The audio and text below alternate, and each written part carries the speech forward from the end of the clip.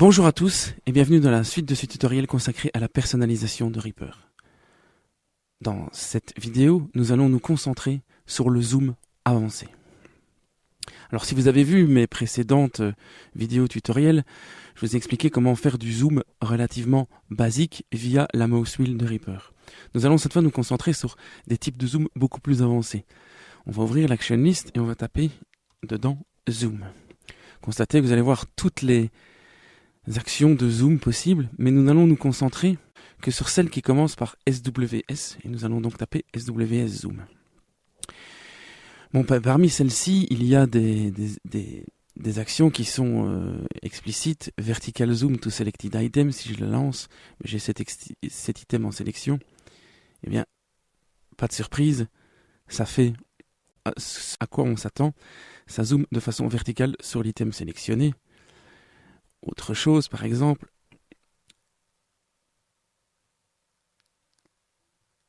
zoomer sur l'item en sélection, clac. Vous voyez que l'opération est relativement basique. Et vous avez, pour chacune de ces options, la version toggle qui vous permet donc de passer d'un état de zoom à l'autre. Exemple, ici, vous voyez que j'affiche mon écran ici comme ceci. Si j'utilise le toggle zoom to selected items, je vais affecter un raccourci clavier, par exemple le D. Eh bien, vous constaterez que si j'appuie sur D, donc j'en lance pour une première fois l'action, je zoome sur l'item en sélection. Si je repousse sur D, je reviens à mon état précédent. Alors, ces actions sont certes très pratiques, mais on va voir qu'on peut aller beaucoup plus loin. Je vous suggère, pour les biens de ce tutoriel, si vous suivez en parallèle ce que je fais, d'entrer ici un raccourci clavier facile d'atteinte qui va vous permettre d'atteindre cette action, à savoir le undo de zoom. Donc, annuler un éventuel zoom qu'on aurait fait. Je vais moi-même affecter ici le A par exemple. Et pour mieux comprendre ce qui se passera par la suite, affecter aussi un raccourci clavier au Zoom Tool. Je vais donc affecter le raccourci clavier Z, par exemple. Qu'est-ce donc que ce Zoom Tool ? Je vais tout de suite l'utiliser. Si je pousse sur Z, prêtez attention à mon pointeur de souris que je vais placer ici sur la partie verte de l'item. Si je pousse sur Z, vous voyez que mon pointeur de souris est devenu une loupe. Et alors, il me suffit alors de tracer une sélection. Et lorsque je vais relâcher ma souris, le zoom va être effectué. Si je clique maintenant sur le bouton A qui me servait de Undo Zoom, je reviens à ma version précédente. Et donc, via ce bouton Z, vous avez la possibilité de tracer très rapidement des sélections à la volée. Alors certains d'entre vous ont peut-être vu dans les mouse modifiers que je vous ai présentés plus tôt qu'il était possible, via le clic droit dans l'Arrange View, d'éditer un marquee zoom. En effet, si je maintiens CTRL et ALT enfoncé et que je glisse avec mon bouton droit, j'ai plus ou moins le même comportement. Vous voyez plutôt. Alors pourquoi les SWS extensions se sont vues affecter cet outil supplémentaire alors qu'on a quasiment la même chose dans la version native de Reaper? Eh bien, vous allez comprendre directement. Si j'ouvre mon action list et que je vais maintenant dans les zoom préférences, vous allez voir que j'ai cette fenêtre maintenant qui s'affiche. Dans cette fenêtre, j'ai la possibilité de cocher cette case. Que va faire cette case ? Eh bien, ici, ça ne concerne pas vraiment le Zoom Tool, mais ça veut dire que mon mouse modifier, donc de middle mouse button, donc à savoir la roulette de souris, si j'appuie dessus et que donc j'utilise un glisser via ce raccourci de souris, je vais effectuer un zoom. Exemple, si je maintiens ma molette de souris enfoncée et que je trace une sélection, j'ai donc un Zoom Tool supplémentaire, exactement comme si j'avais le bouton Z armé et que je traçais ma sélection.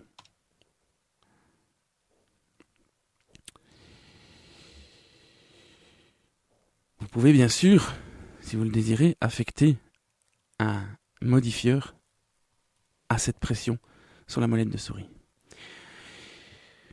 Ça ne s'arrête pas là.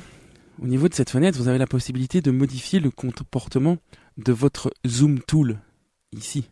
En effet, si je coche cette case, qui signifie No Drag Click, donc simple clic sans glisser, va zoomer sur l'item en dessous du curseur.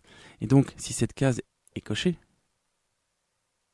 que je clique OK, eh bien vous constatez que si je charge, si je réalise un glissé, j'ai toujours le même comportement, je zoome sur la zone.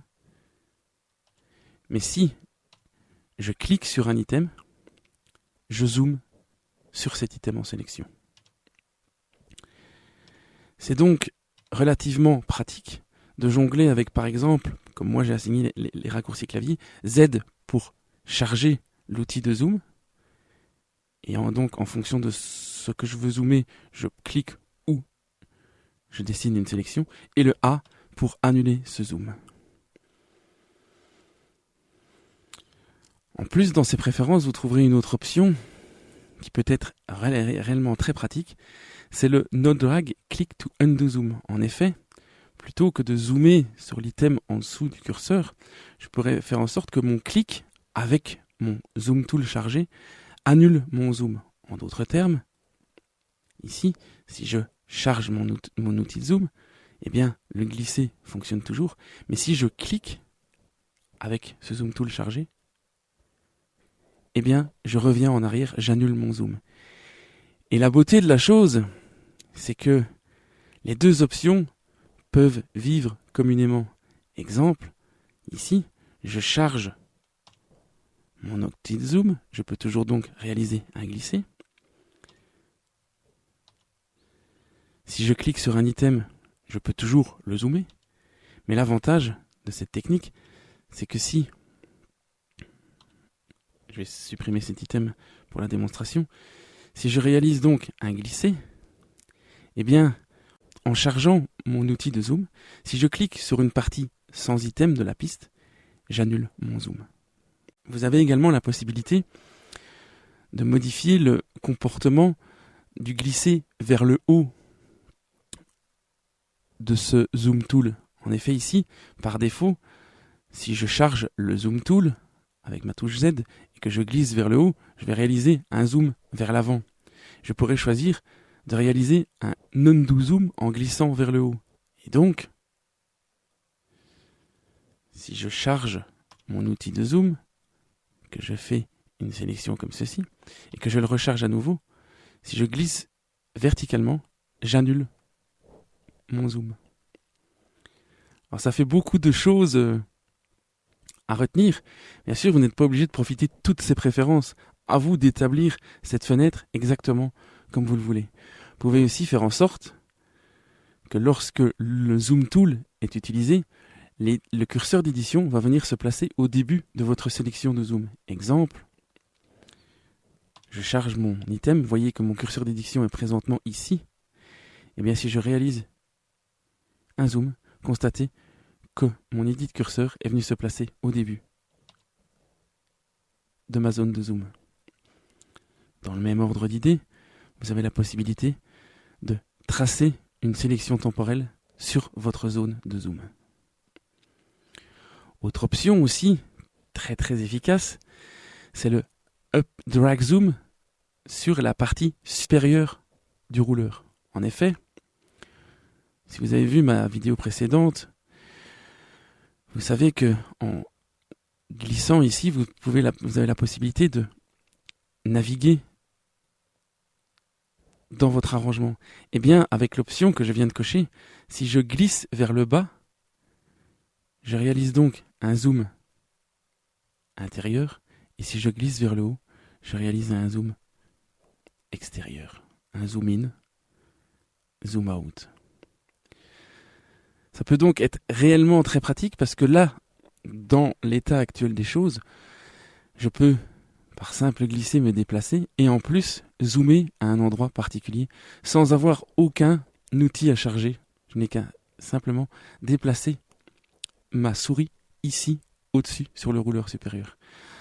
Alors vous pouvez choisir, même si je vous le déconseille, cette option qui permet de réaliser le même zoom sur la partie inférieure du rouleur, et donc à savoir ici. Le souci, c'est que ça peut entraîner, comme vous le voyez ici, des tracés de time selection un petit peu difficiles, un petit peu délicats. Il faut vraiment rester bien droit lorsqu'on trace sa time selection, ou sinon l'outil de zoom prend le pas. Et donc c'est un petit peu déroutant. C'est pourquoi je déconseille personnellement d'utiliser cette option. Vous avez la possibilité de régler la force avec laquelle le zoom par cette option est réglé. Par exemple, si je règle sur le scaling sur 0,50, eh bien, j'ai un zoom beaucoup plus rapide.